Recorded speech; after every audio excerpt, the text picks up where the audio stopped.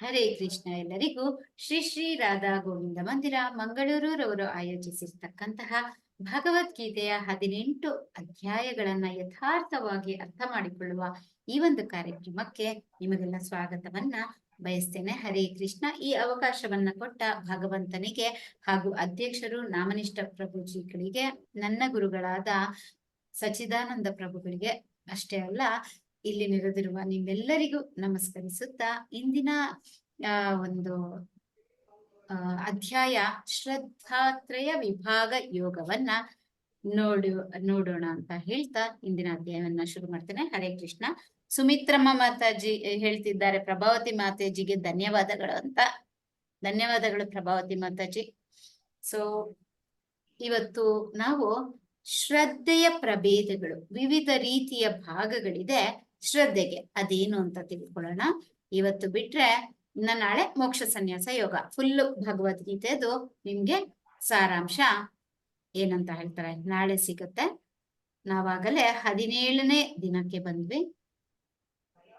ಇನ್ನ ಭಗವಂತನ ಕೀರ್ತನೆಗೆ, ಅವನ ಬಗ್ಗೆ ನುಡಿಲಿಕ್ಕೆ ಏನು ಮೊದಲು ಕೊನೆ ಇಲ್ಲ ಅಂತಾರಲ್ಲ, ಅಷ್ಟಿದೆ. ನಾವು ಲೆವೆಲ್ 2 ಎಲ್ಲ ಗುರುವಾರ ಶುಕ್ರವಾರ ಮೀಟ್ ಆಗ್ತಾ ಇರ್ತೀವಿ. ಹಾಗೆ ಇನ್ನೊಂದ್ಸತಿ ಕ್ಲಾಸ್ ಮಾಡಿದಾಗ ಅವಾಗೆಲ್ಲ ಹೇಳ್ತಾ ಹೋಗೋಣ. ಸೊ ಇವತ್ತಿನ ಒಂದು ಅಧ್ಯಾಯ ಶ್ರದ್ಧಾತ್ರಯ ವಿಭಾಗ ಯೋಗ. ಇದನ್ನ ನಾವು ಜ್ಞಾನ ಯೋಗದಲ್ಲಿ ಭಗವಂತ ತಿಳಿಸಿಕೊಟ್ಟಿದ್ದಾನೆ. ಭಗವಂತ ಹೇಳ್ತಾರೆ, ಸ್ಥಿತ ಪ್ರಜ್ಞರಾಗಿರ್ಬೇಕು ಹೇಳಿದ್ರು. ಹಾಗೆ ಭಕ್ತಿಯನ್ನ ಹೊಂದಿರ್ಬೇಕು, ಕರ್ಮವನ್ನ ತಿಳ್ಕೊಂಡ್ಮೇಲೆ ಭಕ್ತಿ ಇರ್ಬೇಕು, ಭಕ್ತಿ ಆದ್ಮೇಲೆ ಒಂದೊಂದೇ ಜ್ಞಾನವನ್ನ ಕೊಡ್ತಾ ಇವತ್ತು ಶ್ರದ್ಧಾತ್ರಯ ವಿಭಾಗ ಯೋಗವನ್ನ ನಮ್ಗೆ ತಿಳಿ ಹೇಳ್ತಿದ್ದಾರೆ. ಹೇಗೆ ನಾವು ತ್ರಿಗುಣಗಳನ್ನ ತಿಳ್ಕೊಂಡ್ವಿ ಅಲ್ವಾ? ಯಾವ್ದು ಹೇಳಿ ತ್ರಿಗುಣಗಳು? ಹರೇ ಕೃಷ್ಣ. ಸತ್ವ ರಜಸ್ಸು ತಮಸ್ಸು. ಸತ್ವಗುಣ, ಸತ್ವಗುಣ, ಹೌದು, ತಮೋಗುಣ, 3 ಗುಣಗಳನ್ನ ಇದೆ. ಹಾಗಾದ್ರೆ 3 ಗುಣಗಳು ಹೇಗಿರುತ್ತೆ? ಒಂದೊಂದು ಗುಣದವರುವೆ ಏನೇನು ಹೇಳ್ತಾರೆ ಅಂದ್ರೆ, ಇವಾಗ ಆಹಾರ ಅವ್ರ ಹತ್ರ ಹೇಗಿರುತ್ತೆ, ಅವ್ರ ಪೂಜೆ ಮಾಡೋದು ಹೇಗಿರುತ್ತೆ, ಅವರು ದಾನ ಮಾಡೋದು ಹೇಗಿರುತ್ತೆ, ಆ ರೀತಿ ಸತ್ವಗುಣ, ರಜಗುಣ, ತಮಗುಣ 3ರಲ್ಲೂ ವಿಭಾಗ ಮಾಡತಕ್ಕಂಥದ್ದೇ ಇದು ಶ್ರದ್ಧೆಯ ಪ್ರಭೇದಗಳು. ವಿವರಣೆಯನ್ನ ವ್ಯತ್ಯಾಸಗಳೊಂದಿಗೆ ಭಗವಂತ ತಿಳಿಸ್ತಾನೆ. ನೋಡೋಣ. ಇವತ್ತು ನಾವು ಅರ್ಜುನ ಒಂದು ಹೇಳ್ತಾನೆ, ಅನಧಿಕೃತ ಪೂಜೆಯ ಬಗ್ಗೆ ಅರ್ಜುನನ ವಿಚಾರಣೆ. ಹಾಗಾದ್ರೆ ನೀನು ಇವಾಗ ಈ ಯುಗಕ್ಕೆ ಇದ್ ಮಾಡು, ಆ ಯುಗಕ್ಕೆ ಅದ್ ಮಾಡು ಅಂತ ಹೇಳಿದೀಯ, ಆದ್ರೆ ಗೊತ್ತಿರ್ಬೇಕಲ್ಲ, ಕೆಲವರು ಅವ್ರು ಹೇಳಿದ್ರು ಇವ್ರು ಹೇಳಿದ್ರು ಅಂತ ಬೇರೆ ರೀತಿಯ ಪೂಜೆಯನ್ನ ಮಾಡ್ತಾರೆ. ಅಂತಹವರೆಗೆ ಏನಾಗ್ಬೋದು ಅಂತಕ್ಕಂಥದ್ದು ನಮ್ಮ ಪ್ರಶ್ನೆಯನ್ನ ಇಲ್ಲಿ ಅರ್ಜುನ ಕೇಳ್ತಾರೆ. ಅದಕ್ಕೆ ಶ್ರೀಕೃಷ್ಣ ಉತ್ತರಿಸ್ತಾನೆ, 3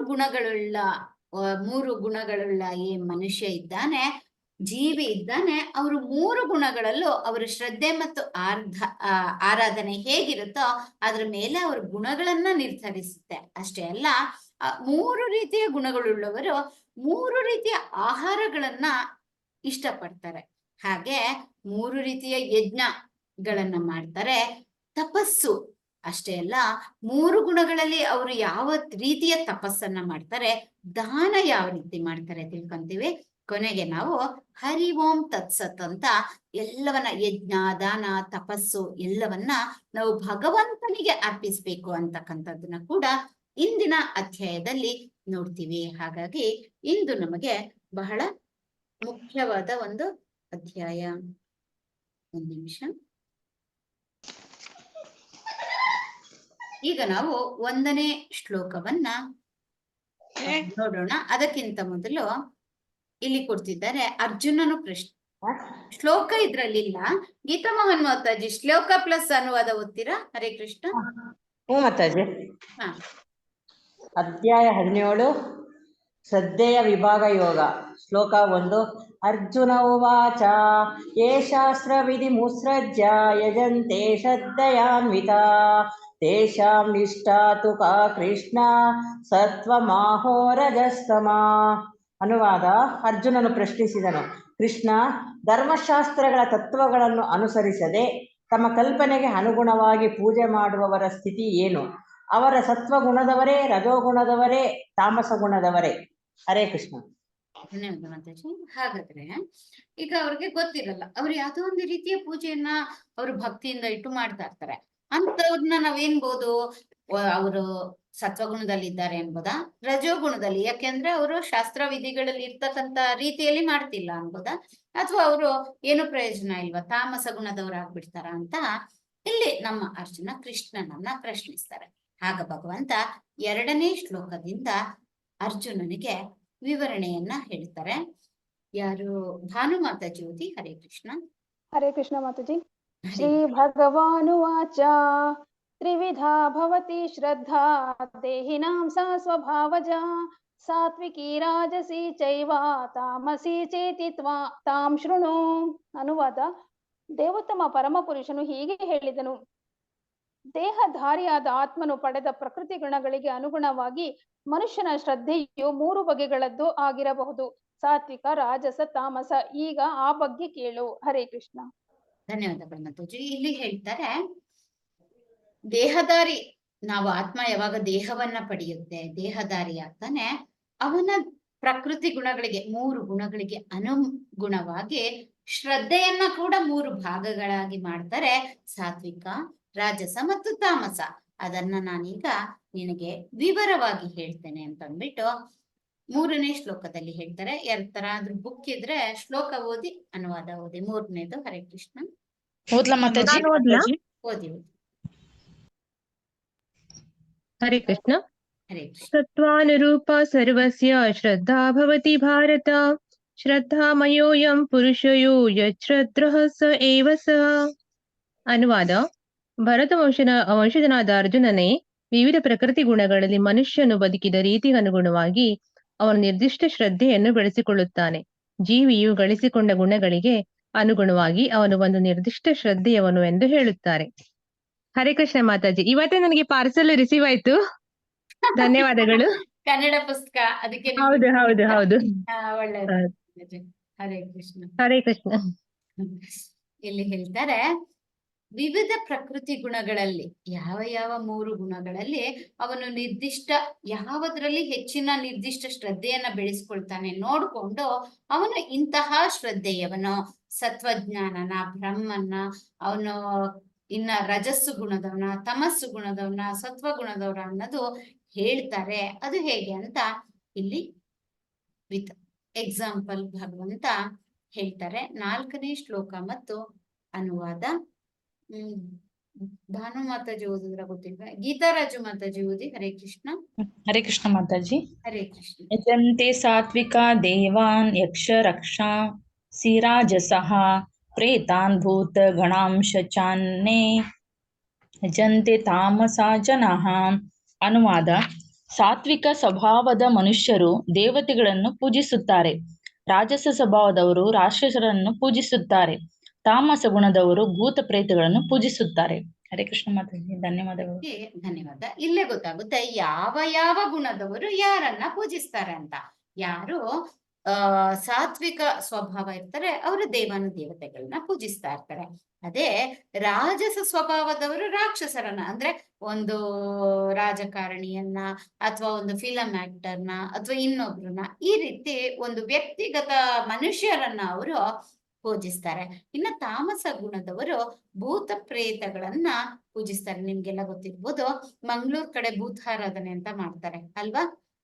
ಈ ರೀತಿ ಒಂದೊಂದು ಗುಣದವರು, ಶ್ರದ್ಧೆಯವರು ಒಂದೊಂದು ರೀತಿಯಲ್ಲಿ ಪೂಜಿಸುತ್ತಾರೆ ಅಂತ ಭಗವಂತ ಇಲ್ಲಿ ಅರ್ಜುನನಿಗೆ ತಿಳಿಸ್ತಾ ಇದ್ದಾರೆ. ಹಾಗಾದ್ರೆ 5 ಮತ್ತು 6ನೇ ಶ್ಲೋಕವನ್ನ ಓದಿ, ಅನುವಾದವನ್ನ ಓದಿ. ಹರೇ ಕೃಷ್ಣ. ನಾನು ಓದ್ಲಾ ಮಾತಾಜಿ? ಓದಿ.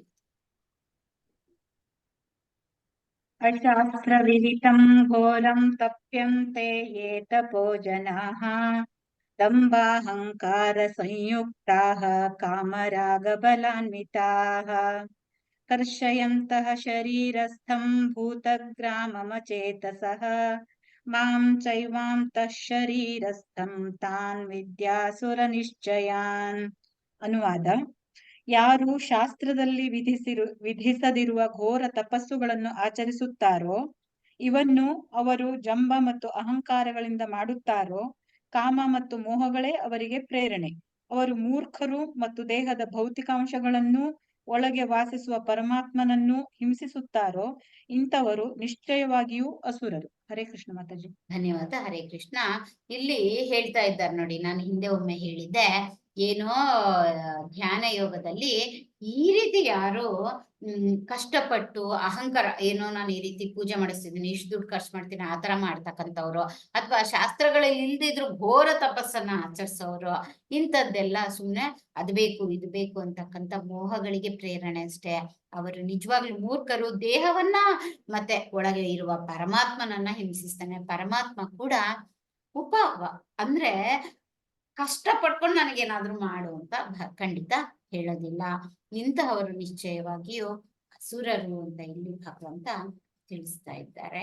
ಹಾಗಾದರೆ 8ರಿಂದ 10ನೇ ಶ್ಲೋಕ, 8, 9, 10ನೇ ಶ್ಲೋಕದಲ್ಲಿ ಏನ್ ಹೇಳ್ತಾರೆ ನೋಡೋಣ. ಶೈಲಾ ಮಾತಾಜಿ, ನಿಮ್ಮ ಹತ್ರ ಪುಸ್ತಕ ಇದೆಯಾ? ಹರೇ ಕೃಷ್ಣ. ಪುಸ್ತಕ ಇರೋರು ಇದನ್ನ ಓದಿ. 8 ಮತ್ತು 10 ಶ್ಲೋಕ ಓದ್ಬಿಟ್ಟು ಇಲ್ಲಿ ಅನುವಾದವನ್ನು. ನನ್ನ ಹತ್ರ ಇದೆ ಪುಸ್ತಕ ಮಾತಾಜಿ. ಓದಿ ಮಾತಾಜಿ. ಆಯುಸ್ಸತ್ವ ಬಲಾರೋಗ್ಯ ಸುಖ ಪ್ರೀತಿ ವಿವರ್ಧನ ರಸ್ಯ ಸ್ನಿಗ್ಧ ಸ್ಥಿರ ಹೃದಯ ಆಹಾರ ಸಾತ್ವಿಕ ಪ್ರಿಯ ಕಟ್ಟಂ ಮಲ್ಲ ಒಣ ತೀಕ್ಷ್ಣ ರೂಕ್ಷಾಹಿನಃ ಆಹಾರ ರಾಜಸಸ್ಯೇಷ್ಟ ದುಃಖ ಶೋಕಾಮಯ ಪ್ರದ. ಕೇಳಿಸ್ತಾ ಇಲ್ವಾ? ಕೇಳಿಸ್ತಿದೆ, ಓದಿ ಮಾತಾಜಿ. ಸುಮಿತ್ರಾ ಮಾತಾಜಿ. ಆಯುಷಿತಂ ಚಯೇತ್ ಉಚ್ಚಿಷ್ಟಮಪಿ ಚಾಮೇಧ್ಯಂ ಭೋಜನಂ ತಾಮಸ ಪ್ರಿಯಂ. ಸಾತ್ವಿಕ ಗುಣದವರಿಗೆ ಪ್ರಿಯವಾದ ಆಹಾರಗಳು ಆಯುಷ್ಯನ್ನು ಹೆಚ್ಚಿಸುತ್ತದೆ, ಮನುಷ್ಯನ ಬದುಕನ್ನು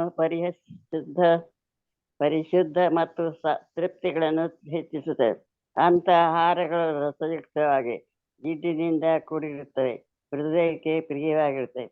ಬಹು ಕಹಿಯಾದ, ಹುಳಿಯಾದ, ಉಪ್ಪಾದ, ಉಷ್ಣವಾದ, ತೀಕ್ಷ್ಣವಾದ, ಒಣಕಲಾದ, ಸುಡುತ್ತಿರುವ ಆಹಾರಗಳು ಪ್ರಿಯವಾದವು. ಇಂಥ ಆಹಾರಗಳು ದುಃಖವನ್ನು, ಶೋಕವನ್ನು, ರೋಗವನ್ನು ಉಂಟು ಮಾಡುತ್ತವೆ. ತಿನ್ನುವುದಕ್ಕೆ 3 ಗಂಟೆಗಳಿಗೂ ಮೊದಲು ಸಿದ್ಧ ಮಾಡಿದ ಆಹಾರ ರುಚಿಯಿಲ್ಲದ, ಕೆಡುತ್ತಿರುವ ಬಳಸಿದ ಆಹಾರವು ಮತ್ತು ಉಚ್ಚಿಷ್ಟವೂ ಆದ ಆಹಾರವು ತಾಮಸ ಗುಣದವರಿಗೆ ಪ್ರಿಯವಾದವು. ಹರೇ ಶ್ರೀನಿವಾಸ. ಧನ್ಯವಾದ ಪ್ರಭಾವತಿ ಮತ್ತೆ ಸುಮಿತ್ರಾ ಮಾತಾಜಿಗೆ. ಇಲ್ಲಿ ಹೇಳ್ತಾರೆ, ಸಾತ್ವಿಕ ಗುಣದವರಿಗೆ ಯಾವುದು ಪ್ರಿಯವಾಗುತ್ತೋ ಅದು ಆಯಸ್ಸನ್ನ ಹೆಚ್ಚಿಸುತ್ತಂತೆ. ಭಗವಂತನಿಗೆ ಅರ್ಪಿಸಿ ತಿಂತಕ್ಕಂತಹ ಪ್ರಸಾದ ಇರ್ಬೋದು ಅಥವಾ ಸಾತ್ವಿಕ ಆಹಾರ ಇರ್ಬೋದು, ನಾವಿಲ್ಲಿ ನೋಡ್ತಾ ಇದ್ದೀವಿ ಚಿತ್ರದಲ್ಲಿ. ಹಾಗೆ ಅವರ ಮನಸ್ಸನ್ನ ಕೂಡ ಅದು ಪರಿಶುದ್ಧಗೊಳಿಸಿ ಬಲ, ಆರೋಗ್ಯ, ಸುಖ, ತೃಪ್ತಿಯನ್ನ ಹೆಚ್ಚಿಸುತ್ತಂತೆ. ಅಂತ ಆಹಾರದಲ್ಲಿ ರಸಯುಕ್ತವಾಗಿರುತ್ತೆ, ಡ್ರೈ ಆಗಿರಲ್ಲ, ಜಿಡ್ಡಿನಿಂದ ಕೂಡಿರುತ್ತೆ, ಆರೋಗ್ಯವಾಗಿರುತ್ತೆ, ಹೃದಯ ಕೂಡ ಚೆನ್ನಾಗಿರುತ್ತೆ, ಹೃದಯಕ್ಕೆ ಪ್ರಿಯವಾಗಿರುತ್ತೆ ಅಂತಾರೆ. ಹಾಗೆ ಒಂದು ನಿಮಿಷ ಚಾರ್ಜ್.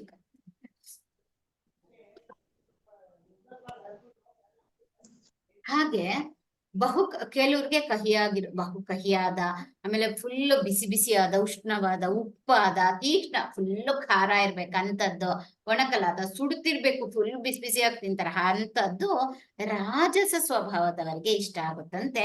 ಇಂಥ ಆಹಾರ ದುಃಖ, ಶೋಕ ಮತ್ತೆ ರೋಗವನ್ನ ಉಂಟು ಮಾಡುತ್ತಂತೆ. ಇನ್ನ ತಿನ್ನುವುದಕ್ಕೆ 3 ಗಂಟೆಗಿಂತಲೂ ಮೊದಲು ಅಂತಂದ್ರೆ ಭಗವಂತನಿಗೆ ಅರ್ಪಿಸಿ ಪ್ರಸಾದ ಆದ್ರೆ 3 ಗಂಟೆ ಆದ್ಮೇಲೂ ಪರವಾಗಿಲ್ಲ, ಇಲ್ಲ ಅಂತ ಅದಕ್ಕಿಂತ ಮೊದಲು ಸಿದ್ಧ ಮಾಡಿದ ರುಚಿ ಇಲ್ಲದ ಆಹಾರ, ಕೆಡುತ್ತಿರುವ ಹಳಿಸಿದ ಆಹಾರ, ಉಚ್ಚಿಷ್ಟ ಅಸ್ಪೃಶ್ಯ ಆಹಾರವನ್ನ ತಾಮಸ ಗುಣದವರಿಗೆ ಪ್ರಿಯಕರವಾದದ್ದು ಅಂತ ಇಲ್ಲಿ ಹೇಳ್ತಾರೆ. ಹಾಗಾದರೆ 11ನೇ ಶ್ಲೋಕ ಒಂದು ಇದರಲ್ಲಿ ಹೇಳ್ತಾರೆ, ಯಜ್ಞಗಳಲ್ಲಿ ಯಾವುದು ಮುಖ್ಯ ಅಂತ ಹೇಳ್ತಾ ಹೋಗ್ತಾರೆ. ಯಜ್ಞಗಳಲ್ಲಿ ಧರ್ಮ ಗ್ರಂಥಗಳ ಆದೇಶಕ್ಕನುಗುಣವಾಗಿ ಕರ್ತವ್ಯ ದೃಷ್ಟಿಯಿಂದ ಫಲಾಪೇಕ್ಷೆ ಇಲ್ಲದವರು ಮಾಡುವ ಯಜ್ಞ ಸಾತ್ವಿಕವಾದದ್ದು. ಈಗ ಕಲಿಯುಗಕ್ಕೆ ಜಪಯಜ್ಞ ಹೇಗಿರುತ್ತೆ ಹಾಗೆ ಯಾರು ಯಜ್ಞವನ್ನ ಏನಕ್ಕೆ ನನ್ಗೆ ಅದ್ ಬೇಕು ಇದ್ ಬೇಕು, ನಾನ್ ಜಾಸ್ತಿ ದುಡ್ಡು ಖರ್ಚು ಮಾಡಿದೀನಿ, ನನ್ಗಿನ್ನ ಅದೇನಂತಾರೆ ಅಂತ ಪೂಜೆ ಇಂಥ ಪೂಜೆ ಅಂತ ಎಲ್ಲ ಐಹಿಕ ಲಾಭಕ್ಕಾಗಿ ಅಥವಾ ಅಹಂಕಾರದಿಂದ ಮಾಡುವ ಒಂದು ಯಜ್ಞವನ್ನ ರಾಜಸ ಗುಣದವರು ಮಾಡ್ತಿದ್ದಾರೆ ಅನ್ಕೋಬೇಕು. ಇನ್ನ ತಾಮಸ ಗುಣದವರು ಧರ್ಮ ಗ್ರಂಥಗಳ ಆದೇಶಗಳನ್ನ ಲಕ್ಷ್ಯ ಮಾಡದೆ, ಪ್ರಸಾದವನ್ನ ಹಂಚದೆ, ವೇದಗಳ ಸ್ತೋತ್ರಗಳನ್ನೂ ಹೇಳದೆ, ಪುರೋಹಿತರಿಗೆ ಸಂಭಾವನೆ ಇಲ್ಲದೆ, ಶ್ರದ್ಧೆನೇ ಇಲ್ಲದೆ ಮಾಡಿದ ಯಜ್ಞ ತಾಮಸ ಗುಣದವರು ಅಂತ ಹೇಳ್ತಾರೆ. ಹಾಗಾದರೆ ಈಗ ನಾವು ತಿಳ್ಕೊಂತೀವಿ ತಪಸ್ಸು 3 ರೀತಿಯ ತಪಸ್ಸಿದೆಯಂತೆ. ಹಾಗಾದರೆ ಆ 3 ಬಗೆಯ ತಪಸ್ಸು ಯಾವುದು ನೋಡೋಣ.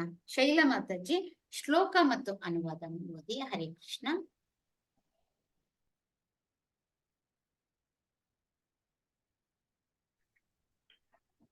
ನಾನು ಓದಿದೆ ಮೇಡಮ್. ಓದಿ ಓದಿ. ದೇವದ್ವಿಜ ಗುಣ ಪ್ರಾಜ್ಞಾ ಭೋಜನಂ ಶೌಚಮಾರ್ಜವಂ ಬ್ರಹ್ಮಚರ್ಯಂ ಅಹಿಂಸಾ ಚ ಶಾರೀರಂ ತಪ ಉಚ್ಯತೆ. ಪರಮ ಪ್ರಭುವಿನ ಪೂಜೆ, ಬ್ರಾಹ್ಮಣರ ಪೂಜೆ, ಗುರುವಿನ ಪೂಜೆ, ತಂದೆ ತಾಯಿಯಂತಹ ಹಿರಿಯರ ಪೂಜೆ, ಶುಚಿತ್ವ, ಸರಳತೆ, ಬ್ರಹ್ಮಚರ್ಯ ಮತ್ತು ಅಹಿಂಸೆ ಇವೆಲ್ಲ ಸೇರಿ ದೇಹದ ತಪಸ್ಸು ಎನಿಸಿಕೊಳ್ಳುತ್ತದೆ. ಈ ಮಾತಾಜಿ 3 ರೀತಿಯ ತಪಸ್ಸನ್ನ ಹೇಳ್ತಾರೆ ಭಗವಂತ. ಮೊದಲನೇದು ದೇಹದ ತಪಸ್ಸನ್ನ ಮಾಡ್ಬೇಕಂತೆ. ದೇಹದ ತಪಸ್ಸೇನೋದು? ಹಿರಿಯರ ಪೂಜೆ, ಗುರು ಹಿರಿಯರ ಪೂಜೆ, ತಂದೆ ತಾಯಿಯರ ಪೂಜೆ, ಬ್ರಾಹ್ಮಣರ ಪೂಜೆ. ಹುಟ್ಟಿನಿಂದ ಅಲ್ಲ, ಅವರ ವಿಧಿವಿಧಾದ ಒಂದು ಜ್ಞಾನದಿಂದ ಭಗವಂತನ ಮೇಲೆ ಒಂದು ಧಾರ್ಮಿಕವಾಗಿ ಧರ್ಮ ಗ್ರಂಥಗಳ ಪ್ರಕಾರ ನಡೆದುಕೊಳ್ಳುವ ಒಬ್ಬ ಬ್ರಾಹ್ಮಣರ ಪೂಜೆ, ಪರಮಪ್ರಭು ಭಗವಂತ ಕೃಷ್ಣನ ಪೂಜೆ, ಬ್ರಹ್ಮಚರ್ಯ, ಅಹಿಂಸೆ ಇಂಥವೆಲ್ಲ ಏನ್ ಮಾಡ್ತಾರೆ, ಇದನ್ನ ದೇಹದ ತಪಸ್ಸು ಅಂತ ಇಲ್ಲಿ ಭಗವಂತ ತಿಳಿಸ್ತಿದ್ದಾರೆ. ಹಾಗಾದರೆ ಮಾತಿನ ತಪಸ್ಸಿದೆಯಂತೆ, ಅದೇನು ನೋಡೋಣ. ಭಾನು ಮಾತಾಜಿ ಓದಿ. ಹರೇ ಕೃಷ್ಣ. ಅನುದ್ವೇಗಕರಂ ವಾಕ್ಯಂ ಸತ್ಯಂ ಪ್ರಿಯಹಿತಂ ಚಯೇತ್ ಸ್ವಾಧ್ಯಾಯಾಭ್ಯಸನಂ ಚೈವ ವಾಗ್ಮಯಂ ತಪ ಉಚ್ಯತೆ. ಅನುವಾದ: ಸತ್ಯವಾದ, ಸಂತೋಷಕರವಾದ, ಹಿತವಾದ ಮತ್ತು ಇತರರ ಮನಸ್ಸನ್ನು ಕಲಕದ ಮಾತುಗಳನ್ನಾಡುವುದು, ಕ್ರಮ ತಪ್ಪದೆ ವೇದ ಸಾಹಿತ್ಯವನ್ನು ವಾಚನ ಮಾಡುವುದು, ಇವೆಲ್ಲ ಸೇರಿ ಮಾತಿನ ತಪಸ್ಸಾಗುತ್ತದೆ. ಹರೇ ಕೃಷ್ಣ. ಹರೇ ಕೃಷ್ಣ. ಧನ್ಯವಾದ. ಇಲ್ಲಿ ಹೇಳ್ತಾರೆ, ಇನ್ನೊಬ್ರಿಗ್ ಮನಸ್ಸನ್ನ ಬೇಸರ ಮಾಡಬಾರ್ದಂತೆ. ಅಷ್ಟೇ ಅಲ್ಲ, ನಾವು ವೇದಾಧ್ಯಯನ ಅಂದ್ರೆ ಇದು ಭಗವದ್ಗೀತೆ, ಭಾಗವತ ಇಂಥದ್ದು ಕೇಳೋದು, ಓದೋದು, ಇದೆಲ್ಲ ಮಾಡುವಾಗ ಇದ್ರ ಬಗ್ಗೆ, ಭಗವಂತನ ಬಗ್ಗೆ ಮಾತನಾಡೋದು, ಇದೆಲ್ಲ ಏನಂತ ಹೇಳ್ತಾರೆ, ಮಾತಿನ ತಪಸ್ಸಾಗುತ್ತೆ ಅಂತ ಹೇಳ್ತಾರೆ. ಇದರಲ್ಲಿ ನೋಡ್ಬೇಕಂದ್ರೆ ಮಹಾರಾಜ ಯುಧಿಷ್ಠರನನ್ನ ನಾವು ಮಾತಿನಂತೆ ನುಡಿದ ಮಾತಿನಂತೆ ನಡೀತಿರ್ತಾರೆ. ಅವರನ್ನ ಮಾತಿನ ತಪಸ್ಸು ಒಂದು ಉದಾಹರಣೆಯಾಗಿ ಕೊಡ್ಬೋದು ಅಂತಾರೆ. ಹಾಗಾದ್ರೆ ಮನಸ್ಸಿನ ತಪಸ್ಸು ಈಗ 3 ರೀತಿ ಆಯ್ತು. ಮೊದಲನೇದ್ ಬಂದು ದೇಹದ ತಪಸ್ಸು, ಎರಡನೇದ್ ಬಂದು ಯಾವುದು ಈಗ ತಾನೇ ಆಯ್ತಲ್ಲ, ಮನಸ್ಸು. ಮಾತಿನ ತಪಸ್ಸು. ಮಾತಿನ ತಪಸ್ಸು. ದೇಹದ ತಪಸ್ಸು, ಮಾತಿನ ತಪಸ್ಸು, ಮನಸ್ಸಿನ ತಪಸ್ಸು. ಈ ರೀತಿ 3 ಇದೆಯಂತೆ. ದೇಹದ ತಪಸ್ಸಲ್ಲಿ ನಾವು ಗುರು ಹಿರಿಯರ ಪೂಜೆ ಎಲ್ಲ ಮಾಡ್ಬೇಕು. ಮಾತಿನ ತಪಸ್ಸಿನಲ್ಲಿ ಒಳ್ಳೆಯದನ್ನ ಮಾತನಾಡ್ಬೇಕು, ವೇದ ಅಧ್ಯಯನವನ್ನ ಮಾಡ್ಬೇಕು. ಇನ್ನು ಮನಸ್ಸಿನ ತಪಸ್ಸು ಹೇಗಿರ್ಬೇಕು ನೋಡೋಣ. ಮನಸ್ಸಿನ ಪ್ರಸಾದತೆ, ಸರಳತೆ, ಮೌನ, ಆತ್ಮ ಸಂಯಮ ಮತ್ತು ಅಸ್ತಿತ್ವದ ಶುದ್ಧಿ ಇವು ಮನಸ್ಸಿನ ತಪಸ್ಸು.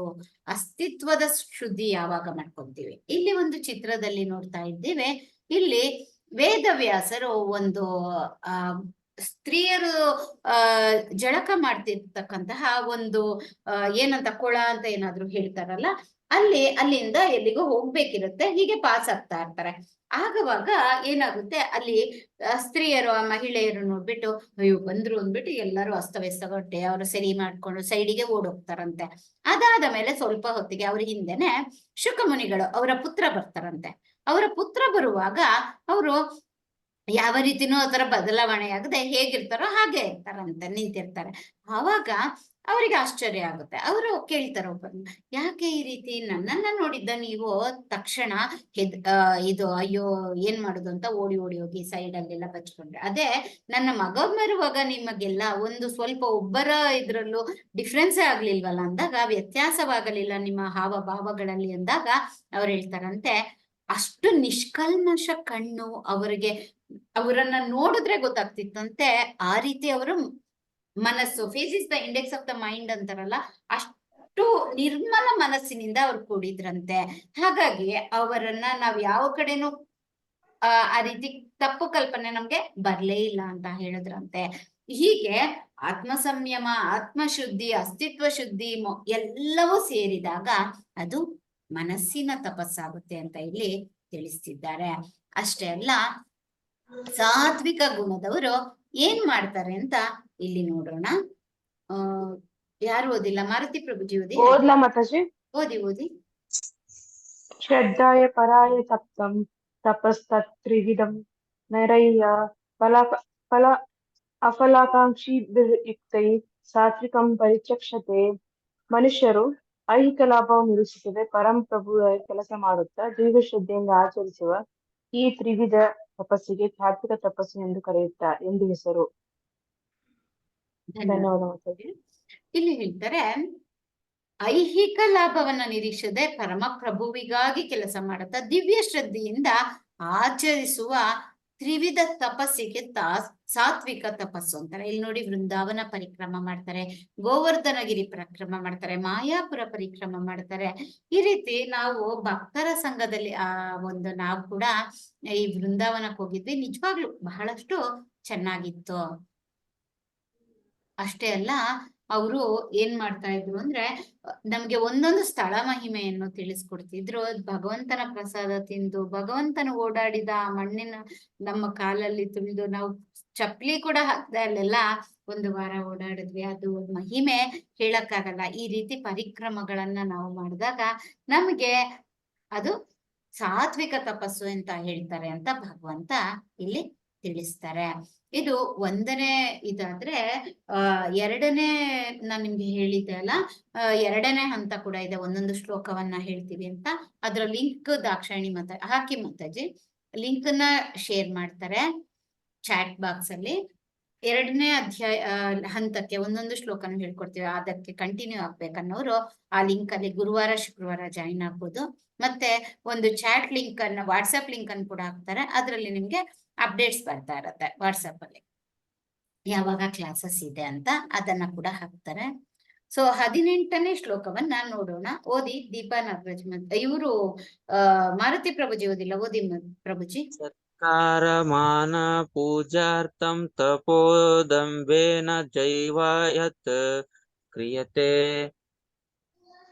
ಲಿಂಕ್ ಬಂತ ತಗಿ, ಲಿಂಕ್ ತೆಗಿ ಒಂದೇ ನಿಮಿಷ. ಸತ್ಕಾರಮಾನ ಪೂರ್ವಜಾರ್ಥಂ ತಪೋದಂಬೇನ ಚೈವ ಯತ್ ಕ್ರಿಯತೆ ತದ್ ಇತಃ ಪ್ರೋಕ್ತಂ ರಾಜಸಂ ಛಲಂ ಅಧ್ರುವಂ. ಡಂಬಕ್ಕಾಗಿ ಮತ್ತು ಗೌರವ ಪೂಜೆಯನ್ನು ಪಡೆಯುವುದಕ್ಕಾಗಿ ಮಾಡುವ ತಪಸ್ಸು ರಾಜಸ ಎಂದು ಹೇಳುತ್ತಾರೆ.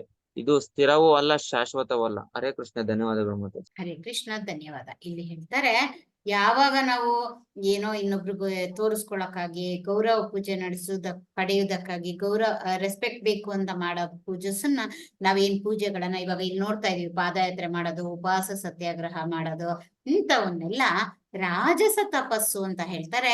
ಇದು ಸ್ಥಿರನೂ ಅಲ್ಲ, ಶಾಶ್ವತನೂ ಅಲ್ಲ ಅಂತ ಇಲ್ಲಿ ಭಗವಂತ ತಿಳಿಸ್ತಾ ಇದ್ದಾರೆ. ಹಾಗಾದ್ರೆ 19ನೇ ಶ್ಲೋಕದಲ್ಲಿ ತಾಮಸ ತಪಸ್ಸು ಅಂತ ಅಂದ್ರೆ ಏನು ಅಂತ ಇಲ್ಲಿ ಹೇಳ್ತಾರೆ. ವನಜಾ ಮೂರ್ತಿ ಮಾತಾಜಿ ಓದಿ. ಹರೇ ಕೃಷ್ಣ. ಮೂಢ ಗ್ರಾಹೇಣಾತ್ಮನೋ ಯತ್ ಪೀಡಾಯ ಕ್ರಿಯತೆ.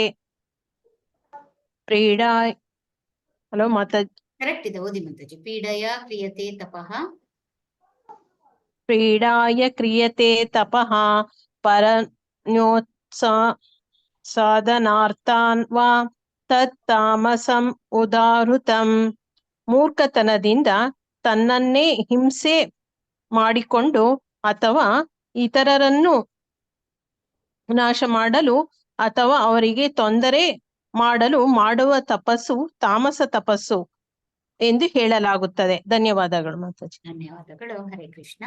ಇದನ್ನ ನಮ್ಗೆ ಹಿಂಸೆ ಮಾಡೋದು ಅಥವಾ ಇನ್ನೊಬ್ರಿಗೆ ನನ್ಗೆ ಒಂದ್ ಕಣ್ಣು ಹೋದ್ರು ಪರರೆ ಇನ್ನೊಬ್ರಿಗೆ 2 ಕಣ್ಣು ಹೋಗ್ಲಿ ಅಂತ ಮಾಡೋದು, ಇಂಥ ಕೆಲಸ ಎಲ್ಲ ಮಾಡ್ತೀವಲ್ಲ, ಇಂತಹ ತೊಂದರೆ ಮಾಡುವ ಒಂದು ತಪಸ್ಸು ತಾಮಸ ತಪಸ್ಸಾಗತ್ತೆ ಅಂತ ಭಗವಂತ ಇಲ್ಲಿ ತಿಳಿಸ್ತಾ ಇದ್ದಾರೆ. ಹಾಗಾದ್ರೆ ದಾನ ಹೇಗಿರ್ಬೇಕು ಅಂತ ಕೂಡ 3 ಬಗೆಯ ದಾನಗಳನ್ನು ವಿವರಿಸ್ತಾರೆ. ದೀಪಾ ಮಾತಾಜಿ ಓದಿ. ಹರೇ ಕೃಷ್ಣ. ಅವರ್ಲೇನ್ರಿ? ಹರೇ ಕೃಷ್ಣ ಮಾತಾಜಿ.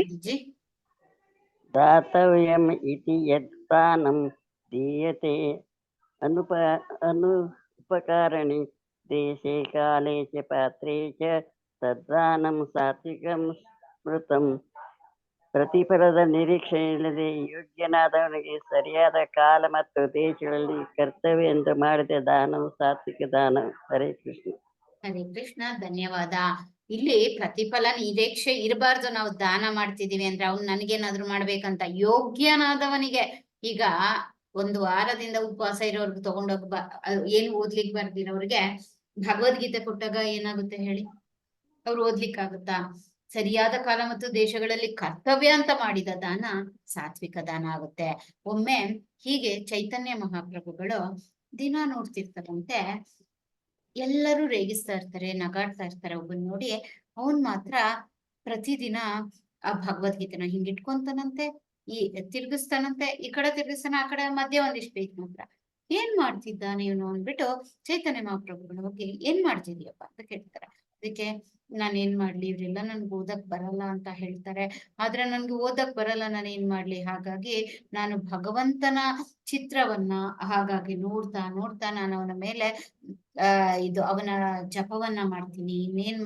ಹಾಗಾಗಿ ನನ್ಗೆ ಬಹಳಷ್ಟು ಸಂತೋಷ ಆಗುತ್ತೆ ಅಂದಾಗ ಚೈತನ್ಯ ಮಹಾಪ್ರಭುಗಳು ಹೇಳ್ತಾರೆ, ನಿನ್ನ ಭಕ್ತಿ ಇದೆಯಲ್ಲ, ಚಿತ್ರವನ್ನ ನೋಡಿ ಅವರೆಲ್ಲ ಓದಿ ಎಷ್ಟು ತಿಳ್ಕೊಂಡು ಅರ್ಥ ಮಾಡ್ಕೊಂಡ್ರು ಅದಕ್ಕಿಂತ ಹೆಚ್ಚಿನದು ಅರ್ಥ ಮಾಡ್ಕೊಂಡು ಪಡ್ಕೊಂತಕ್ಕಂತಹ ಭಕ್ತಿಗಿಂತ ಹೆಚ್ಚಿನ ಭಕ್ತಿ ನೀನ್ ಪಡ್ಕೊಂಡಿದೀಯ ಅಂತ ಅಲ್ಲಿ ಹೇಳ್ತಾರಂತೆ. ಹಾಗೆ ನಾವು ಕೆಲವೊಂದನ್ನ ಕಡಿಮೆ ಅಂತ ಅನ್ಕೊಳಕ್ಕಾಗಲ್ಲ. ಯಾರ ಭಕ್ತಿ ಹೇಗೆ, ಯಾರ ಭಕ್ತಿ ಎಷ್ಟಿರುತ್ತೆ ಅಂತ ನಮ್ಗೆ ಕೂಡ ಗೊತ್ತಿರಲ್ಲ ಅಂತ ನಾವು ಅರ್ಥ ಮಾಡ್ಕೋಬೇಕು. ಇಲ್ಲಿ ಹೇಳ್ತಿದ್ದಾರಲ್ಲ, ನಾವು ಸಾತ್ವಿಕ ದಾನ ಅಂದ್ರೆ ಸರಿಯಾದ ಸಮಯದಲ್ಲಿ ದೇಶದಲ್ಲಿ ಪ್ರತಿಫಲದ ನಿರೀಕ್ಷೆ ಇಲ್ಲದೆ ಕೊಡ್ತಕ್ಕಂಥದ್ದು. ಹಾಗಾದ್ರೆ ರಾಜಸ ದಾನ ಅಂದ್ರೆ ಯಾವುದು ನೋಡೋಣ. ಭಾನುಮತಿ ಜಯಂತಿ. ಹರೇ ಕೃಷ್ಣ. ಯತ್ತು ಪ್ರತ್ಯುಪಕಾರಾರ್ಥಂ ಫಲಮುದ್ದೇಶ್ಯ ವಾ ಪುನಃ ದೀಯತೆ ಚ ಪರಿಕ್ಲಿಷ್ಟಂ ತದ್ದಾನಂ ರಾಜಸಂ ಸ್ಮೃತಂ. ಅನುವಾದ: ಆದರೆ ಪ್ರತ್ಯುಪಕಾರದ ಬಯಕೆಯಿಂದ ಅಥವಾ ಕರ್ಮ ಫಲಾಪೇಕ್ಷೆಯಿಂದ ಅಥವಾ ಇಷ್ಟವಿಲ್ಲದೆ ನೀಡುವ ದಾನವನ್ನು ರಾಜಸ ಎಂದು ಹೇಳುತ್ತಾರೆ. ಹರೇ ಕೃಷ್ಣ. ಹರೇ ಕೃಷ್ಣ. ಈ ಒಂದು ಚಿತ್ರವನ್ನ ನಾವು ಬಹಳಷ್ಟು ಅದಕ್ಕೇನಂತಾರೆ, ಕರೋನಾ ಟೈಮಲ್ಲಿ ನೋಡಿರ್ತೀವಿ. ಹೋಗೋದು, ಪ್ಯಾಕೆಟ್ಸ್ ಕೊಡೋದು, ಸೆಲ್ಫಿ ತಕ್ಕೊಂಡು ಪೋಸ್ಟ್ ಮಾಡೋದು. ಎಷ್ಟು ತಪ್ಪಲ್ವಾ? ಈ ರೀತಿ ಕರ್ಮ ಫಲಾಪೇಕ್ಷೆಯಿಂದ ಅಥವಾ ಇಷ್ಟವಿಲ್ಲದೆ ಮಾಡುವ ದಾನ, ಇಂಥದ್ದನ್ನೆಲ್ಲ ರಾಜಸ ದಾನ ಅಂತಾರೆ ಅಂತ ಇಲ್ಲಿ ಭಗವಂತ ತಿಳಿಸ್ತಿದ್ದಾರೆ. ಹಾಗಾದ್ರೆ ತಾಮಸ ದಾನ ಅಂದ್ರೇನು ನೋಡೋಣ. 22ನೇ ಶ್ಲೋಕ ಮತ್ತು ಅನುವಾದ. ಯಾರು ಓದಿಲ್ಲ ಓದಿ. ಹರ್ಷಿತಾ ಮಾತಾಜಿ ತರ ಓದ್ತಕ್ಕಂಥವ್ರು ಓದ್ಬೋದು. ಹರೇ ಕೃಷ್ಣ. ಪಿಳ್ಳಾರೆಡ್ಡಿ ಪ್ರಭುಜಿ ಓದಿ. ಹರೇ ಕೃಷ್ಣ ಮಾತಾಜಿ. ಹರೇ ಕೃಷ್ಣ. ಆದೇಶ ಕಾಲೇ ಯದ್ದಾನಂ ಅಪಾತ್ರೇ ಪ್ರಶ್ಚ ದೀಯತೆ ಅಸತ್ಕೃತಂ ಅವಾಜ್ಯತ್ ತಂ ತತ್ ತಾಮಸಂ ಉದಾಹೃತಃ. ಅಶುಚಿಯಾದ ಸ್ಥಳದಲ್ಲಿ ಅನುಚಿತವಾದ ಕಾಲದಲ್ಲಿ ಅಪಾತ್ರಗೆ ಕೊಟ್ಟ ದಾನ ಅಥವಾ ಯೋಗ್ಯ ಲಕ್ಷ್ಯವಿಲ್ಲದೆ ಗೌರವವಿಲ್ಲದೆ ಕೊಟ್ಟ ದಾನವನ್ನು ತಾಮಸ ದಾನ ಎಂದು ಕರೆಯುತ್ತಾರೆ. ಕೃಷ್ಣ ಮಾತಾಜಿ. ಧನ್ಯವಾದಗಳು. ಧನ್ಯವಾದಗಳು. ಇಲ್ಲಿ ಒಬ್ಬ ಕೂತಿದ್ದಾನೆ, ನಾನು ಡ್ರಗ್ ಅಡಿಕ್ಟ್ ಆಗಿದ್ದೀನಿ, ಅದಕ್ಕೆ ನನ್ನ ಹತ್ರ ದುಡ್ಡು ಇಲ್ಲ, ನನಗೆ ದುಡ್ಡು ಕೊಡಿ, ನಾನು ಇನ್ನೊಂದಷ್ಟು ಡ್ರಗ್ ಅನ್ನ ತಗೋಬೇಕು ಅಂತ ಕೇಳ್ತಾನಂತೆ. ಎಷ್ಟೊಂದು ದೇಶದಲ್ಲಿ ಈ ರೀತಿ ಇದೆ. ಅದಕ್ಕೆ ಸಹಾಯ ಮಾಡೋರು ಕೂಡ ಇದ್ದಾರಂತೆ. ಹೀಗೆ ನಾವು ಅಶುಚಿ ಸ್ಥಳದಲ್ಲಿ, ಅನುಚಿತವಾದ ಕಾಲದಲ್ಲಿ, ಅಪಾತ್ರರಿಗೆ ಅರ್ಹತೆ ಇಲ್ದಿರೋರ್ಗೆ ಕೊಟ್ಟ ದಾನ, ಅಥವಾ ಯೋಗ್ಯ ಲಕ್ಷ್ಯವಿಲ್ಲದೆ ಏನು ಕೊಡ್ತಾ ಇದೀವಿ ಅಂತ ಗುರಿ ಗೊತ್ತಿಲ್ಲದೆ ಮಾಡ್ತಕ್ಕಂಥ ದಾನ, ಗೌರವವಿಲ್ಲದೆ ಏನೋ ತಗೊಳ್ಳಿ ಅಂತ ಬಿಸಾಕದಂಗ್ ಕೊಟ್ಟ ದಾನ, ಇದೆ ನನಗೆ ಬೇಡದ್ದು ಅಂತ ಕೊಡೋ ದಾನ ಎಲ್ಲ ತಾಮಸ ದಾನ ಅಂತ ಇಲ್ಲಿ ಭಗವಂತ ಹೇಳ್ತಾ ಇದ್ದಾರೆ. ಧನ್ಯವಾದ ಪ್ರಭುಜಿ ಓದಿದ್ದಕ್ಕೆ. ಹಾಗಾದರೆ ಇವತ್ತು ನಾವು ಹರಿ ಓಂ ತತ್ಸತ್ ಅಂದ್ರೆ ಏನು ಅಂತ ಇಲ್ಲಿ ತಿಳ್ಕೊಳ್ಳೋಣ. 23ನೇ ಶ್ಲೋಕ ಮತ್ತು ಅನುವಾದ ಯಾರಾದ್ರೂ ಓದ್ತೀರಾ? ಹರೇ ಕೃಷ್ಣ. ಓದ್ಲಾ ಮಾತಾಜಿ? ಓದಿ ಪುಸ್ತಕ ಇರ್ತಕ್ಕಂಥ. ಓಂ ತತ್ಸದಿತಿ ನಿರ್ದೇಶೋ ಬ್ರಹ್ಮಣ ತ್ರಿವಿಧ ಸ್ಮೃತಃ ಬ್ರಾಹ್ಮಣಾಸ್ತೇನ ವೈದ್ಯಶ್ಚ ಯಜ್ಞಶ್ಚ ವಿಹಿತಾ ಪುರ. ಅನುವಾದ: ಸೃಷ್ಟಿಯಾದ ಕಾಲದಿಂದ ಓಂ ತತ್ ಸತ್ ಎನ್ನುವ ಪದಗಳನ್ನು ಪರಮ ಪರಿಪೂರ್ಣ ಸತ್ಯವನ್ನು ನಿರ್ದೇಶಿಸಲು ಬಳಸಲಾಯಿತು. ವೇದ ಸ್ತೋತ್ರಗಳನ್ನು ಹೇಳುವಾಗ ಮತ್ತು ಪರಮ ಪ್ರಭುವಿನ ಸುಪ್ರೀತಿಗಾಗಿ ಮಾಡುವ ಯಜ್ಞಗಳಲ್ಲಿ ಬ್ರಾಹ್ಮಣರು ಈ 3 ಸಂಕೇತಗಳನ್ನು ಬಳಸುತ್ತಿದ್ದರು. ಧನ್ಯವಾದ ಮಾತಾಜಿ. ಧನ್ಯವಾದ. ಹರೇ ಕೃಷ್ಣ. ಸೃಷ್ಟಿಯಾದ ಕಾಲದಿಂದ ಮೊದಲಿಂದನೂ ಓಂ ತತ್ಸತ್, ಕೃಷ್ಣಾರ್ಪಣಮಸ್ತು, ಓಂ ಇವೆಲ್ಲ ನಾವೊಂದು ಅಷ್ಟೋತ್ರ ಹೇಳಿ ಇದು ಏನ್ ಹೇಳಿದ್ರು ಓಂ ಇಂದ ಸ್ಟಾರ್ಟ್ ಆಗುತ್ತೆ. ಏನಕ್ಕೆ ಈ ರೀತಿ ಬರುತ್ತೆ? ಪರಮ ಪರಿಪೂರ್ಣವನ್ನು ಸತ್ಯವನ್ನು ಇದೇ ಸತ್ಯ ಅಂತ ನಿರ್ದೇಶನ ಮಾಡ್ಲಿಕ್ಕೆ ಬಳಸಲಾಯ್ತಂತೆ. ವೇದ ಸ್ತೋತ್ರಗಳನ್ನ ಹೇಳುವಾಗ ಮತ್ತೆ ಭಗವಂತನನ್ನ ಪರಮ ಪ್ರಭುವಿನ ಸುಪ್ರೀತಿಗಾಗಿ ಮಾಡ್ತಕ್ಕಂತಹ ಪೂಜೆ ಯಜ್ಞಗಳಲ್ಲಿ ಇಂಥದ್ದನ್ನ ಮಾಡ್ತಾ ಇದ್ರಂತೆ. ಬ್ರಾಹ್ಮಣರು ಈ 3 ಸಂಕೇತಗಳನ್ನ ಉಪಯೋಗಿಸಿ ಓಂ ಹರಿ ಓಂ ತತ್ಸತ್ ಈ ತರ ಎಲ್ಲ ಹೇಳ್ಬಿಟ್ಟು ಪೂಜೆ ಮಾಡ್ತಿದ್ರಂತೆ. ಹಾಗಾದ್ರೆ ಇವತ್ತು ನಾವು ಅದು ಏನು ಅಂತ ಕೂಡ ಅರ್ಥ ಮಾಡ್ಕೊಳ್ಳೋಣ. ಇದು ಕಾಣಿಸ್ತಿದ್ಯಾ? ಸ್ವಲ್ಪ ಇದಾಗಿದೆ ಅನ್ಸುತ್ತೆ. ಪಾರ್ವತಿ ಮಾತಾಜಿ 24ನೇ ಶ್ಲೋಕ ಮತ್ತು ಅನುವಾದವನ್ನ ಓದಿ. 24 ಅದು ಹೋಗುತ್ತೆ, ಶ್ಲೋಕ ಹೋಗುತ್ತೆ.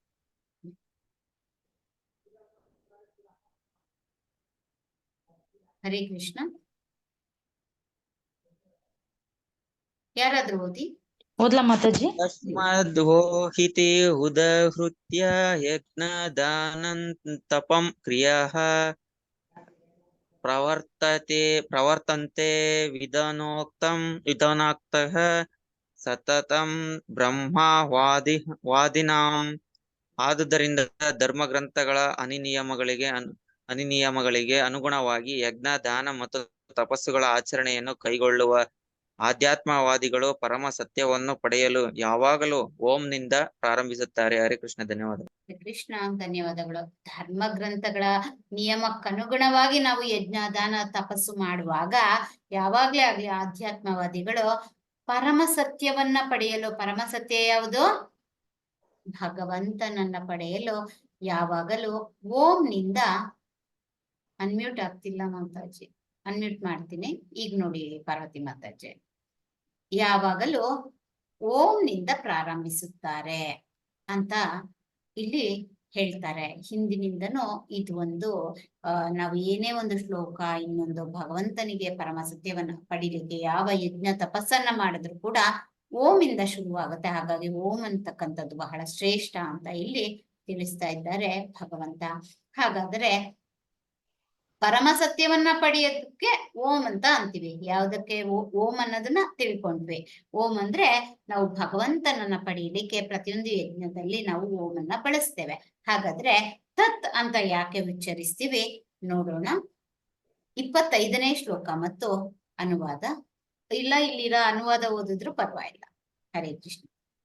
ಯಾರಾದ್ರೂ ಓದಿ. ಮನುಷ್ಯನು ಯಾವ ಫಲಾಪೇಕ್ಷೆ ಇಲ್ಲದೆ ತತ್ತೆಂಬ ಪದವನ್ನು ಉಚ್ಚರಿಸಿ ವಿವಿಧ ಬಗೆಗಳ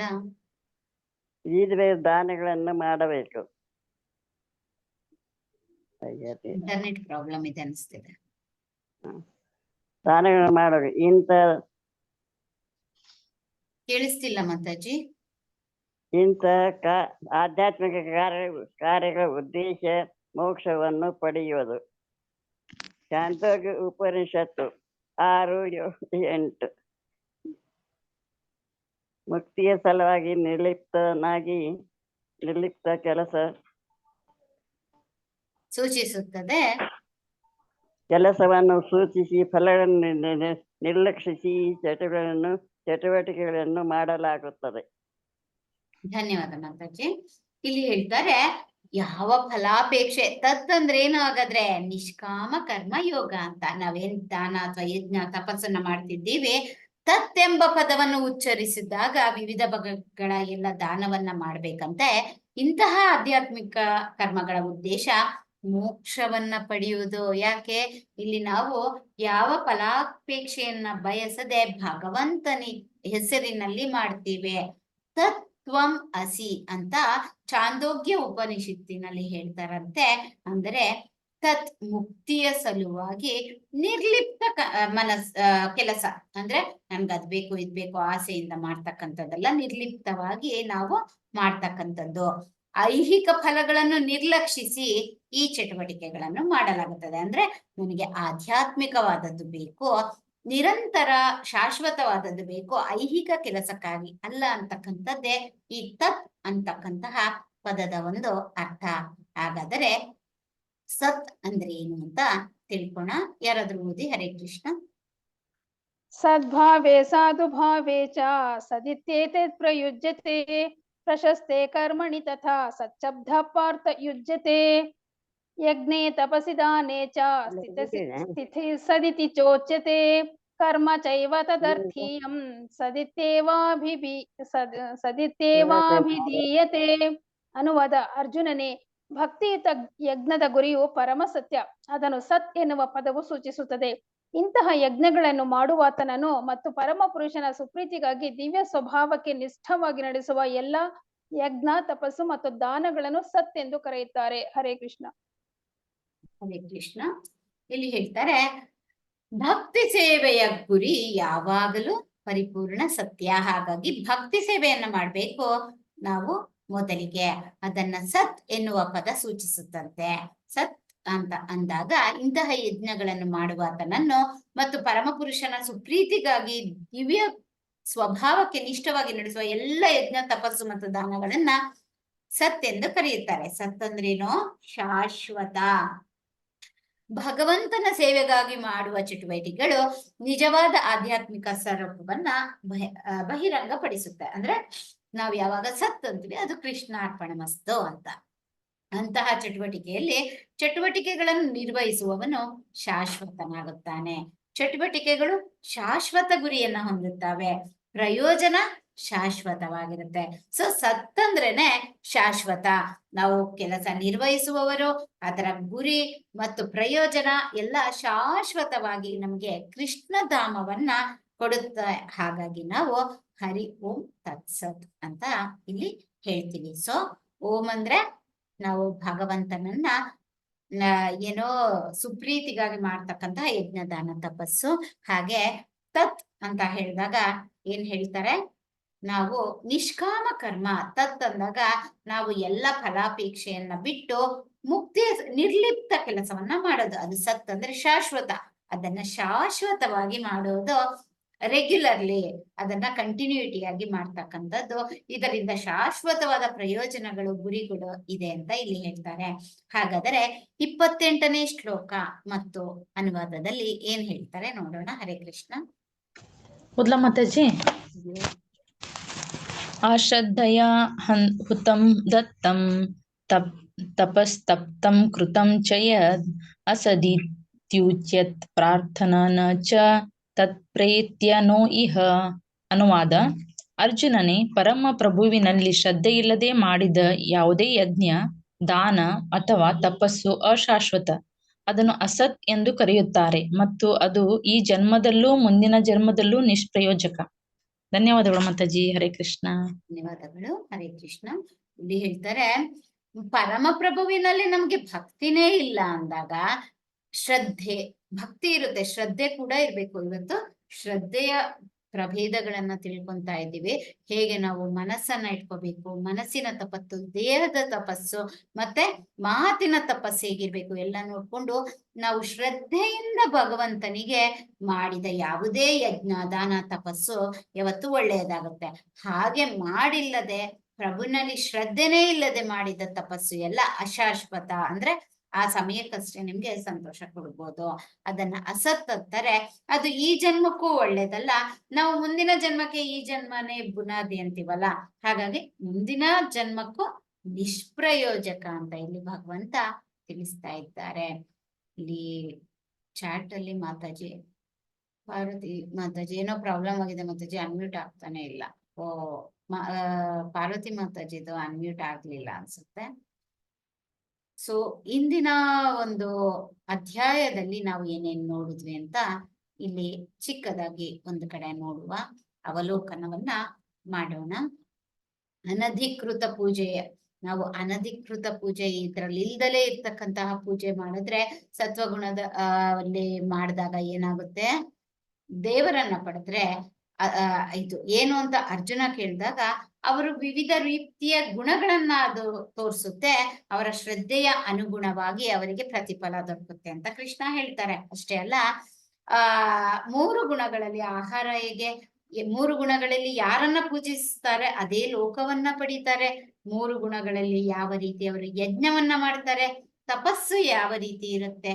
3 ರೀತಿಯ ತಪಸ್ಸು ಅಂತ ಅಂದಾಗ ನಾವು ನಿಮ್ಗೆ ಹೇಳಿದ್ವಲ್ಲ, ಮಾತಿನ ತಪಸ್ಸು, ದೇಹದ ತಪಸ್ಸು ಮತ್ತೆ ಮನಸ್ಸಿನ ತಪಸ್ಸು. ಹಾಗೆ ದಾನಗಳಲ್ಲಿ 3 ರೀತಿಯವರು ಯಾವ ರೀತಿ ಮಾಡ್ತಾರೆ ಅಂತ ಕೂಡ ನೋಡಿದ್ವಿ. ಅದಾದ ಮೇಲೆ ಎಲ್ಲ ಆದ್ಮೇಲೆ ನಾವು ಯಾವಾಗ್ಲೂ ಮೊದಲಿನಿಂದಲೂ ಹೇಳ್ತಕ್ಕಂತಹ ಶ್ಲೋಕ ಓಂ ತತ್ಸತ್ ಅಂತ. ಓಂ ತತ್ಸತ್ ಅಂತ ಹೇಳಿದಾಗ ಯಜ್ಞ, ದಾನ, ತಪಸ್ಸು ಏನನ್ನೇ ಮಾಡಲಿ ನಾವು ಕೃಷ್ಣಾರ್ಪಣಮಸ್ತು ಯಾವುದೇ ಮಾಡಿ ಕೊನೆಗೆ ಪೂಜಾರಿ ಹೇಳ್ತಾರೆ ಕೃಷ್ಣಾರ್ಪಣಮಸ್ತು ಅಂತ ಹೇಳ್ತಾರೆ. ಹೀಗೆ ನಾವು ಭಗವಂತನಿಗೆ ಅರ್ಪಿಸಿ ಮಾಡಿದ ಯಾವ ಕೆಲಸ ಆಗ್ಲಿ ನಮ್ಗೆ ಶಾಶ್ವತವಾದ ಒಂದು ಪ್ರತಿಫಲವನ್ನ ಕೊಡುತ್ತೆ ಅಂತ ಹೇಳ್ತಾ ಇಂದಿನ ಒಂದು ಅಧ್ಯಾಯವನ್ನ ಮುಕ್ತಾಯ ಮಾಡ್ತಾ ಇದ್ದೇನೆ. ಹರೇ ಕೃಷ್ಣ. ಯಾರಿಗಾದ್ರೂ ಏನಾದ್ರೂ ಡೌಟ್ ಇದ್ರೆ ಕೇಳ್ಬೋದು. ಇಂದಿನ ಅಧ್ಯಾಯಕ್ಕೆ ಜಾಯಿನ್ ಆದ ಎಲ್ಲರಿಗೆ ಅಧ್ಯಾಯದ ಒಂದು ಅಟೆಂಡೆನ್ಸ್ ಲಿಂಕ್ ಅನ್ನ ಹಾಕಿದ್ದಾರೆ. ಕ್ವಿಜ್ ಅನ್ನ ಅಟೆಂಡ್ ಮಾಡಿ, ಮತ್ತೆ ಅದಕ್ಕೇನಂತಾರೆ ಸರ್ಟಿಫಿಕೇಟ್ ಅನ್ನ ಪಡೆದುಕೊಳ್ಳಿ. ಹಾಗೆ ಅಟೆಂಡೆನ್ಸ್ ನ ಮಾರ್ಕ್ ಮಾಡಿ, ಮತ್ತೆ ಮೇಲೆ ಇವರು ವಾಟ್ಸಪ್ ಚಾಟ್ ಅನ್ನ ಕಳಿಸಿದ್ದಾರೆ. ನೀವು ಲೆವೆಲ್ 2ಗೆ ಹೇಗೆ ನೀವು ಜಾಯಿನ್ ಆಗ್ಬೇಕಂತ ಅಲ್ಲಿ ಕೊಟ್ಟಿದ್ದಾರೆ. ಅದ್ರದ್ದು ವಾಟ್ಸಪ್ ಗ್ರೂಪ್ ಲಿಂಕ್ ಕೂಡ ಕೊಟ್ಟಿದ್ದಾರೆ. ಅದರಲ್ಲಿ ನಿಮ್ಗೆ ಹೇಳ್ತಾರೆ ಗುರುವಾರ ಮತ್ತೆ ಶುಕ್ರವಾರ ಸೇಮ್ 7 ರಿಂದ 8 ಗಂಟೆ ನಾನು ನಿಮ್ಗೆ 2ನೇ ಲೆವೆಲ್ ಅಂದ್ರೆ ಒಂದೊಂದು ಅಧ್ಯಾಯದಲ್ಲಿ ಪ್ರತಿಯೊಂದು ಶ್ಲೋಕವನ್ನ ಕೂಡ ಅಲ್ಲಿ ವಿವರವಾಗಿ ಹೇಳ್ತೀವಿ ಅಂತ ಹೇಳ್ತಾ ಇಂದಿನ ಅಧ್ಯಾಯವನ್ನ ಮುಕ್ತಾಯ ಮಾಡ್ತೀನಿ. ವಾಂಛಾಕಲ್ಪತರುಭ್ಯಶ್ಚ ಕೃಪಾ ಸಿಂಧುಭ್ಯ ಏವ ಚ ಪತಿತಾನಾಂ ಪಾವನೇಭ್ಯೋ ವೈಷ್ಣವೇಭ್ಯೋ ನಮೋ ನಮಃ. ಅನಂತ ಕೋಟಿ ವೈಷ್ಣವ ವೃಂದ ಕಿ ಜೈ, ಶ್ರೀಲ ಪ್ರಭುಪಾದ ಕಿ ಜೈ, ಭಗವದ್ಗೀತಾ ಗ್ರಂಥ ರಾಜ ಕಿ ಜೈ. ಇಲ್ಲಿ ನೆರೆದಿರುವ ಅನಂತ ಕೋಟಿ ಭಕ್ತರಿಗೂ ಕೋಟಿ ವಂದನೆಗಳನ್ನ ಅರ್ಪಿಸುತ್ತಾ ಇಂದಿನ ಅಧ್ಯಾಯವನ್ನ ಮುಕ್ತಾಯ ಮಾಡ್ತೇನೆ. ಹರೇ ಕೃಷ್ಣ. ಯಾರಿಗಾದ್ರೂ ಏನಾದ್ರೂ ಡೌಟ್ಸ್ ಇದ್ರೆ ಹೇಳ್ಬೋದು. ಎಲ್ಲರೂ 3 ಬಾರಿ ಹರೇ ಕೃಷ್ಣ ಮಹಾಮಂತ್ರವನ್ನ ಹೇಳ್ಬಿಡೋಣ. ಹರೇ ಕೃಷ್ಣ ಕೃಷ್ಣ ಕೃಷ್ಣ ಹರೇ ಹರೇ, ಹರೇ ರಾಮ ಹರೇ ರಾಮ ಹರೇ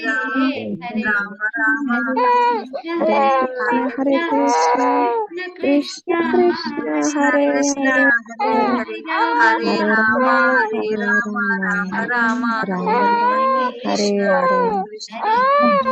ಹರೇ ಕೃಷ್ಣ ಕೃಷ್ಣ ಹರೇ ಹರೇ, ಹರೇ ರಾಮ ಹರೇ ರಾಮ ರಾಮ ರಾಮ ಹರೇ ಹರೇ. ಹರೇ ಕೃಷ್ಣ. ಹೇಳ್ತಾ ನಾಳಿನ ಅಧ್ಯಾಯ ಮೋಕ್ಷ ಸನ್ಯಾಸ ಯೋಗ ದಯವಿಟ್ಟು ಮಿಸ್ ಮಾಡ್ಕೋಬೇಡಿ ಅಂತ ಹೇಳ್ತೀನಿ. ಆಮೇಲೆ ನಾಳೆ ಕರೆಕ್ಟ್ ಆಗಿ ನಾನು 6:45 ಏನಿದೆ ಶುರು ಮಾಡ್ತೀನಿ ಕೀರ್ತನೆನ. ಯಾಕೆ ಅಂದ್ರೆ ನಾಳೆ ದೊಡ್ಡ ಅಧ್ಯಾಯ ಶ್ಲೋಕಗಳು ಜಾಸ್ತಿ ಇರುತ್ತಲ್ಲ, ಟೈಮ್ ಜಾಸ್ತಿ ಇರುತ್ತೆ. ಕಡೆಯ ಅಧ್ಯಾಯ ಯಾರು ಮಿಸ್ ಮಾಡ್ಕೋಬೇಡಿ ಅಂತ ಹೇಳಲಿಕ್ಕೆ ಇಚ್ಛೆ ಪಡ್ತೇನೆ. ಇವತ್ತು ಎಲ್ಲರೂ ಈ ಕ್ಲಾಸ್ ಅನ್ನ ಅಟೆಂಡ್ ಮಾಡಿದ್ದಕ್ಕೆ ಧನ್ಯವಾದವನ್ನ ಹೇಳ್ತಾ ರೆಕಾರ್ಡಿಂಗ್ ಸ್ಟಾಪ್ ಮಾಡ್ತೇನೆ. ಹರೇ ಕೃಷ್ಣ.